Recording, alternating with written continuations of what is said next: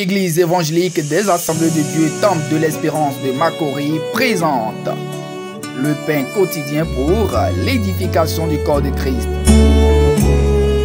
Le texte que je vous propose aujourd'hui se trouve dans l'évangile de Luc au chapitre 10, le verset 19 et le verset 20. Nous lisons ceci.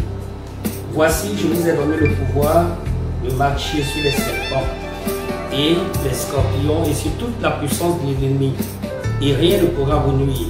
Cependant, ne vous réjouissez pas de ce que les esprits vous sont soumis, mais réjouissez-vous de ce que vos noms sont écrits dans les cieux.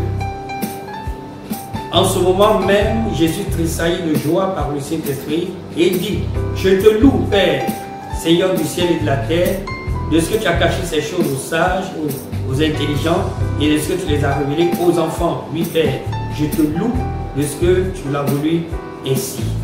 Toutes choses m'ont été données par mon Père, et personne ne connaît qui est le Fils, si ce n'est le Père, ni qui est le Père, si ce n'est le Fils, et celui à qui le Fils veut le révéler. Et se tournant vers les disciples, il leur dit en particulier: Heureux les yeux qui voient ce que vous voyez. Car je vous le dis, que beaucoup de prophètes et de rois ont désiré voir ce que vous voyez et n'ont pas vu, entendre ce que vous entendez et n'ont pas entendu. La pensée qui se dégage dans le texte que nous allons lire est la suivante: les privilèges du chrétien ou de l'enfant de Dieu. Il y en a plusieurs privilèges. En tant qu'enfant de Dieu, nous avons plusieurs privilèges. Mais au travers de ce texte, je voudrais dégager 5 privilèges qui soient nos portées et que nous devrons non seulement connaître, revendiquer et puis en jouir. Le premier privilège ici, c'est l'autorité que le Seigneur nous donne sur les forces des puissances des ténèbres. Lorsque nous lisons Marc 16, verset 17, il dit: Voici les miracles qui accompagneront ceux qui vont à mon nom, ils chasseront les démons. Donc, chers frères, chères sœurs, Dieu nous a investi de son autorité. Le Seigneur Jésus nous a investi de son autorité. Et en son nom, il nous donne le pouvoir de marcher sur les serpents, sur les scorpions, qui représentent toute la force de nuisance de l'adversaire. Tout enfant de Dieu a le pouvoir de les dompter, de les vaincre. Et tu as ce pouvoir-là. Le second, il dit ceci: et rien ne pourra vous nuire. En nous disant rien ne pourra vous nuire, il nous assure de sa protection.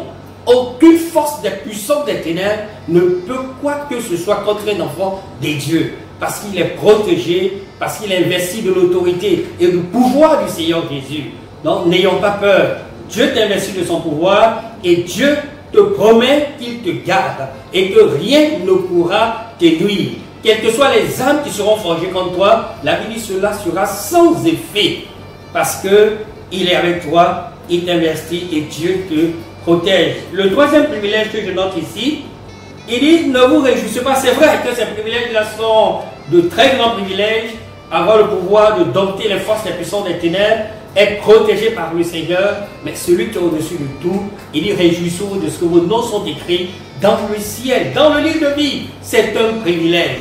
Chers frères et chères sœurs, Dieu nous connaît au ciel. Nos noms sont écrits dans le livre de vie. Alors ça, c'est l'un des plus grands privilèges que toute personne puisse avoir. Le quatrième privilège, qui est le suivant: le fait que nos noms soient inscrits dans le livre de vie, alors cela fait de nous des enfants de Dieu. Selon Jean 1, verset 12.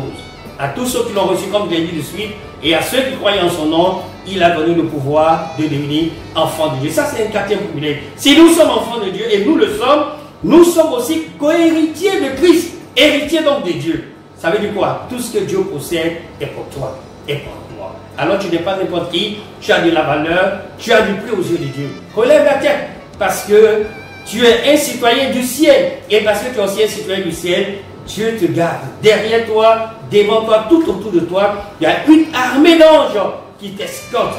Parce que tu es son enfant, parce que tu lui appartiens, parce que tu es sa propriété. Le cinquième et dernier avantage ici, c'est le privilège que nous avons de pouvoir nous approcher de Dieu. Parce que sinon, nos noms sont écrits dans le ciel. Si nous sommes ses enfants, alors, selon Hébreux 4, le verset 16, il dit: approchons-nous du trône de la grâce. La porte, le passage pour avoir accès à Dieu est ouvert. Nous n'avons plus besoin d'un intermédiaire. Christ est venu et il a déchiré le voile par sa mort sur la croix. Il a tout accompli.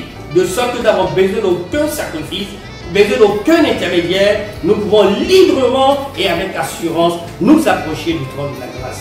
Dieu est sur son trône, notre Seigneur est sur son trône et il attend à ce que chacun de ses enfants puisse s'approcher de lui. C'est ton privilège de t'approcher de ton Père. C'est mon privilège de m'approcher de mon Père. Pourquoi? La porte est ouverte et Dieu a les bras grands ouverts. Il attend à ce que chaque enfant de Dieu vienne dans sa présence. C'est faire partie de notre. Seigneur, merci pour la grâce que tu nous as faite de te connaître. Et cette grâce est suivie de nombreux privilèges. À travers ce texte, à toutes tes exhortations, nous n'avons pas pu énumérer tous ces privilèges.